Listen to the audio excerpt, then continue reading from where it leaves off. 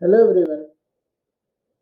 In today's video, I am going to continue about the ancient tradition and history of toxicology in Hindu and Indian scriptures and how toxicology, the science of poisons have been used, how antidotes of it have been developed, and how it has an historical significance in terms of the Indian scriptures, the Hindu traditions, the Hindu scriptures, etc. In the last video, we have talked about some ancient events wherein the poison was used, and today I'm going to talk about it in a bit detail and add some more details to see how poisons were used and how they were also being contained, how their effect was neutralized by the sages, the gods, etc. So we'll start. The Hindu scriptures contains remarkably a rich store of poison lore. The central creation myth of churning of ocean involved a cosmic struggle between gods and anti-gods, that is, between good and evils. It eventuated in simultaneous generation of a nectar of immortality which is called as Amrita and a fiery poison called as Vish that threatened to engulf and destroy the entire universe.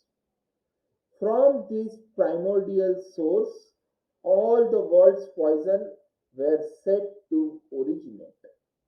The conceptualization of poison as a universal, negative, a coruscating, life destroying principle in a dialectical opposition to the nectar of purity and virtue course through Indian religious scriptures and idioms of everyday.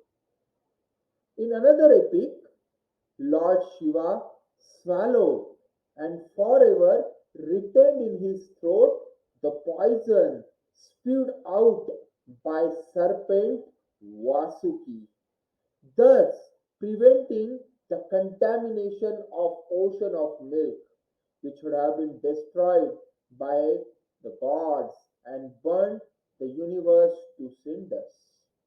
Such was the ferocity of that venom that Lord Shiva was himself only saved from destruction by his consort Parvati, who seized him by neck to prevent destruction by the poison.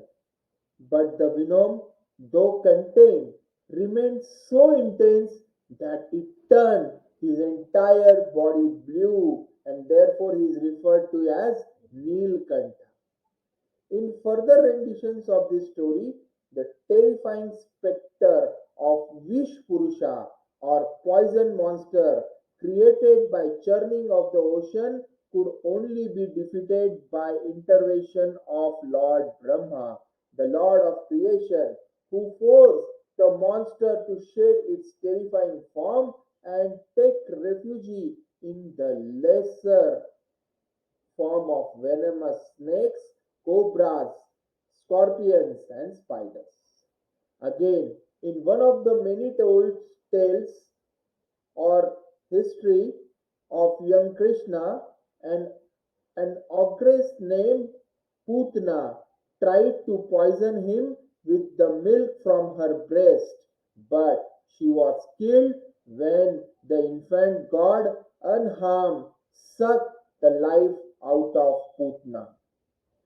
There is some resemblance here in the identification of poisoning as a female trait perversely allied to sex, reproduction, and nurture with the poison median maiden myth cited. Poison thus stood as a sign for all manner or things that were wicked, corrupting, and destructive, but also more positively those substances that tested and thereby proved the divine attributes and doughty qualities of God, saints, and heroes. Monarchs, holy men, and their humble imitators might thus demonstrate their prowess by eating poison or proving immune to, to the poisons or its effects. In the Vedas, the god Rudra was described as master of poison and medicine, a controller of toxic substances, as well as soma and other consciousness altering drugs. At the other end of the spectrum of divinity, poison might be used to test whether an old woman was a witch, even though the death alone might be the demonstration of her innocence. Poison thus bore a dual identity. It was both destroyer as well as enabler. It could cause or threaten the destruction of kings, gods, demons, and even the universe. But it could also be the means by which contained, overcome, redirected the superior intellect, courage, wisdom, or spiritual strength of the god, sage, and warrior king could find the demonstration and proof. This was the principle, but it was also an idea in its historical implications, in its social and even scientific application.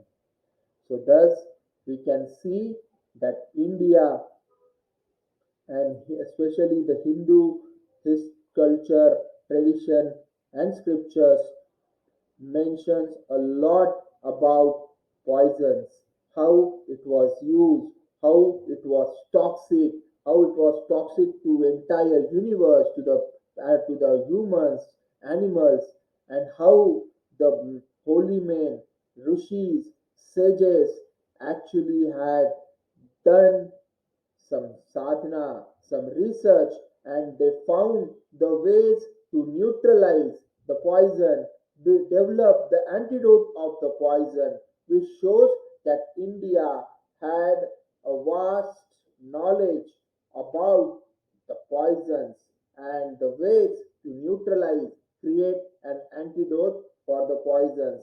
Thus, we can say that India do have a large tradition, a large background in terms of poison, and it is supposed to have a very developed science of poisons and developing antidote in the ancient times.